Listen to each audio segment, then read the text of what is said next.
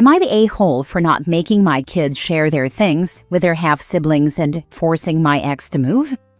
I, 45 male, have 2 kids with my ex-wife Mel, 40 female, Emmy, 14 female, and Travis, 11 male. We divorced several years ago after a pretty nasty split. I'm not a high-income guy, but I have a family trust from my grandfather that provides a very comfortable lifestyle. It wasn't counted in the divorce, nor could it be touched for child support or alimony, which Mel still resents to this day.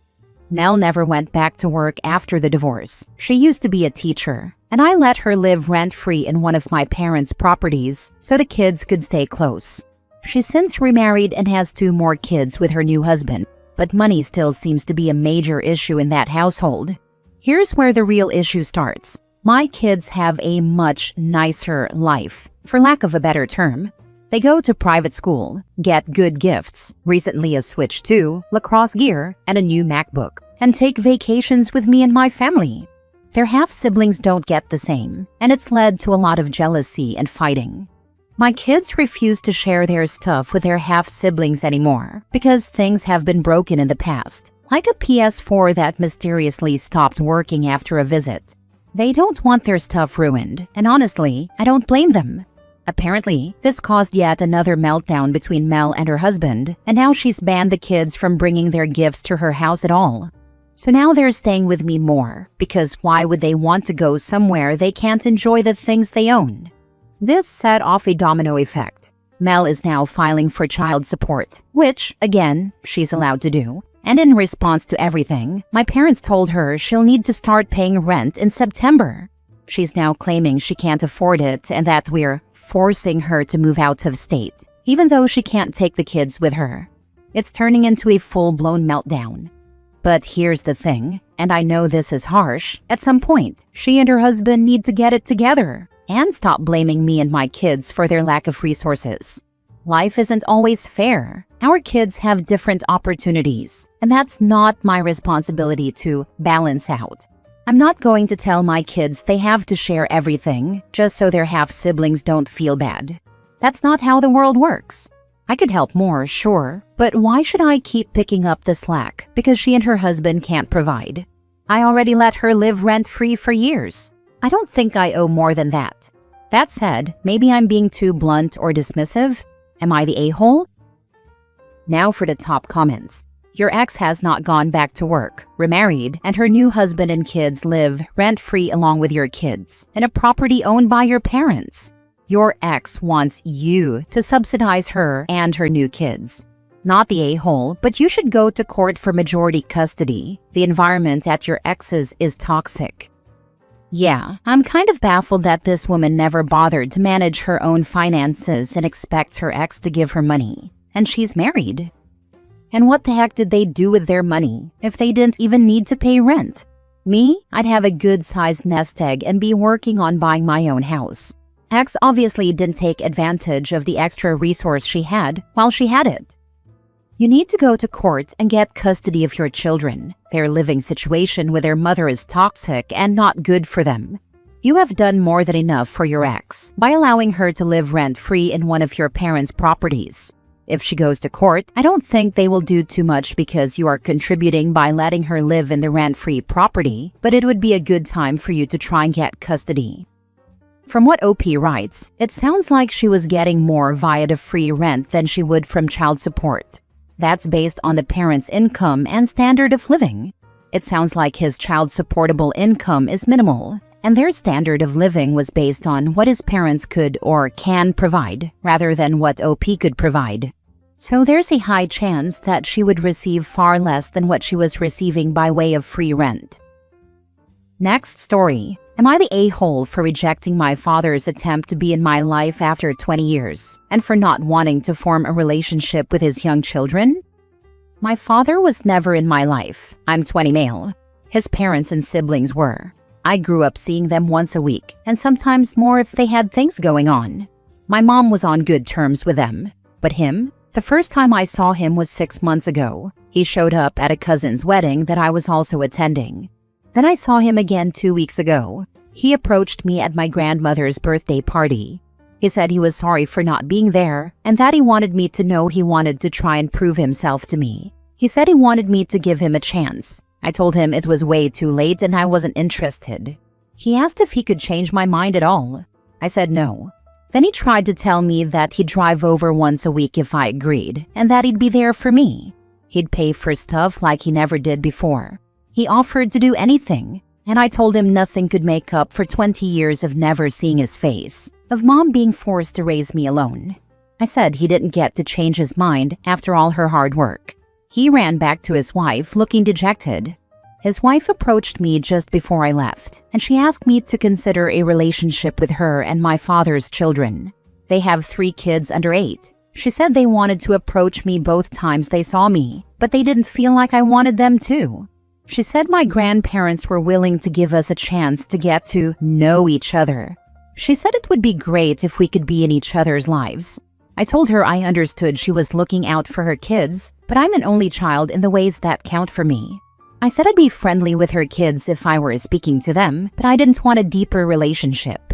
She left it at that. Following the party, I heard from my 2 aunts, and they wanted to know why I was unwilling to work on any of this. They said they could understand my feelings toward my father, but they felt like I was throwing away a chance to have something I wanted as a kid, something I deserved. Their bigger issue was me refusing to form a relationship with those kids. They asked me what my reason for that was, and I told them I don't have a dad or a second parent. I only have Mom. She only has me. Therefore, I'm an only child. I said they would be more like cousins, but I wasn't going to string them along and let them think I wanted to be their brother. There's been a lot of back and forth since with my aunts. They do not support my decision. They said whether I like it or not, I am not an only child, and while that is biologically true, the man raising them had nothing to do with me and had no part in making me who I am. The only parent I have is my mom. I can acknowledge I'm still related to these kids, but I cannot find it in me to care enough to form a relationship. I'll be friendly like I told their mom, but ultimately, I wouldn't ever go out of my way to spend time with or get to know them. Am I the a-hole? Not the a-hole. Shame on your aunts. It's ludicrous that they expect you to show up for his kids when he never showed up for you. And I can only imagine that it would be painful for you to see him raising those children when he never even saw you as a child. He's a sperm donor at best, and I highly doubt he paid child support. So as well as being absent, he's also a deadbeat. Where was their concern for a child not having their family around when you were the child in question? Did they harass your dad about his scummy behavior the way they're now harassing you? Just because you share genetics with these kids, that doesn't make them siblings.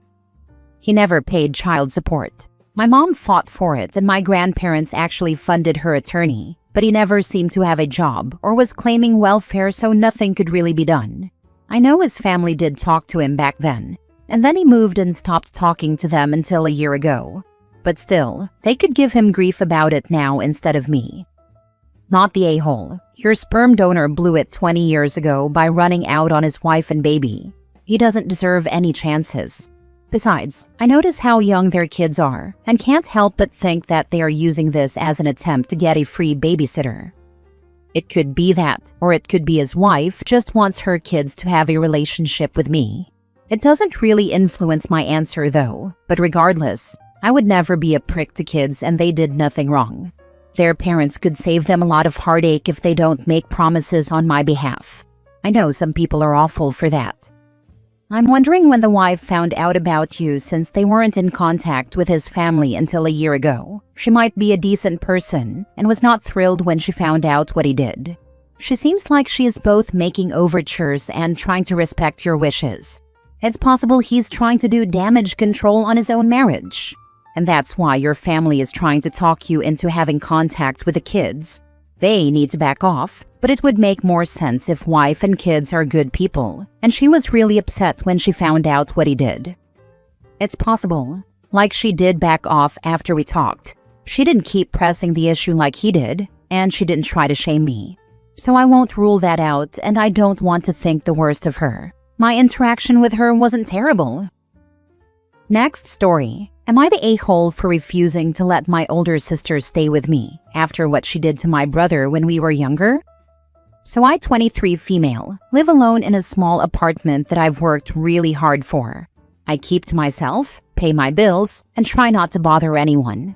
My older sister, 28 female, recently asked to stay with me for a few weeks because she's going through a breakup and doesn't want to be alone. She said it would only be temporary, but I told her no, and now half my family is calling me heartless.